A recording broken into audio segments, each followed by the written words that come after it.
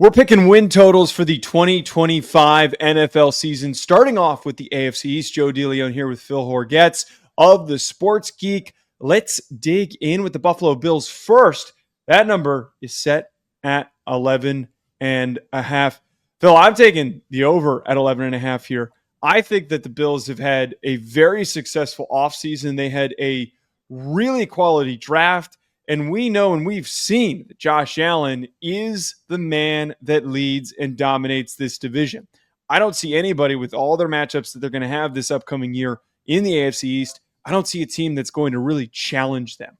Every team in that division feels like starting from scratch in one degree or another. So going with the Bills to get 12 or more wins makes too much sense. What direction you going in?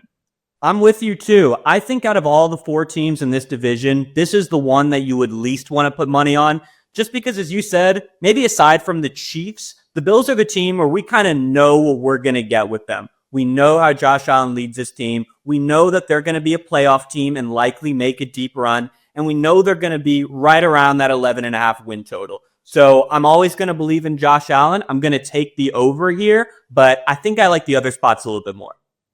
Let's jump on over to the New England Patriots, which a lot of optimism in New England. Mike Vrabel comes in. Drake May showed us a lot of really bright things. Their win total is 7.5 for this upcoming year. I feel like it's a little tricky to predict what they're going to do. Drafting Will Campbell and Trevion Henderson and some of the other pieces that they had, as well as being aggressive, spending all that cap space that they had, their roster got better. Mike Vrabel is good enough of a coach to reset the culture, but I feel like them going, with 8 wins, right around 500, feels a little bit too high for me. I want to go under here.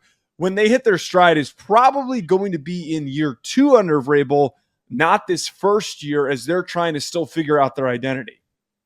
I'm with you. I like the under on the Patriots. This is a team that only had 4 wins last year, Joe. And there's a lot of hype around Drake May, which is kind of driving up this number. But last time I checked, it was a sophomore slump for a quarterback. I don't think we're going to see that huge breakout 8-win mark that people may be anticipating from this year. I think this is a clear under for New England in Vrabel's first year.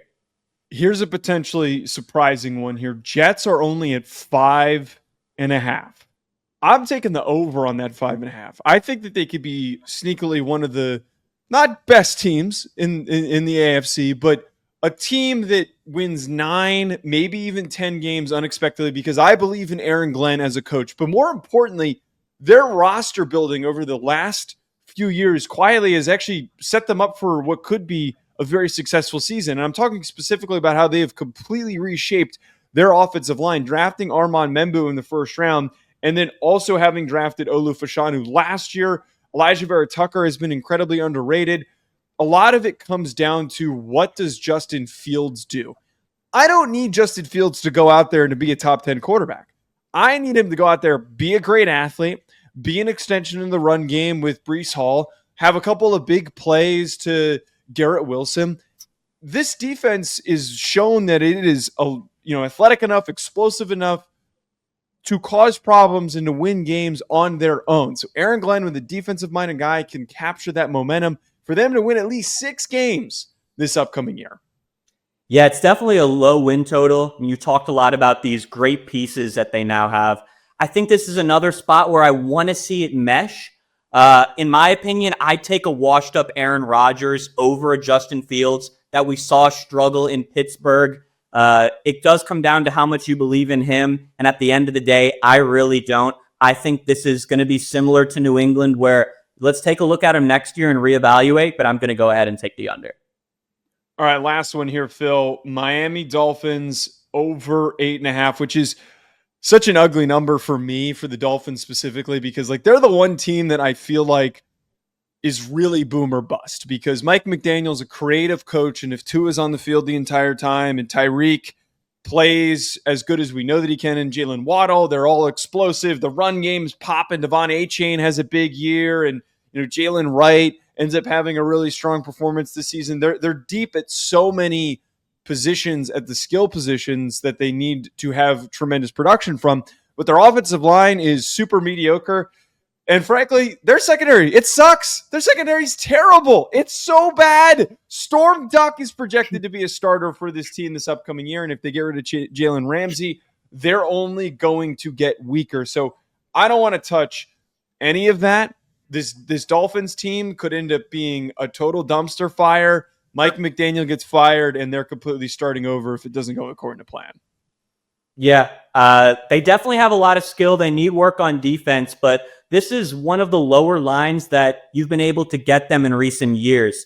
And I think a lot of that's because we have the concern over Tua. We had the Tyreek Hill trade talk. He's had his share of injuries. So it's a team that kind of ended last year in shambles.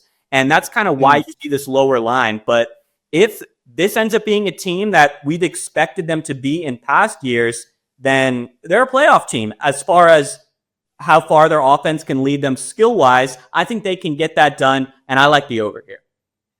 Folks, comment below of those 4 teams, which are you the most confident in? Hit that like button and subscribe. We'll be back.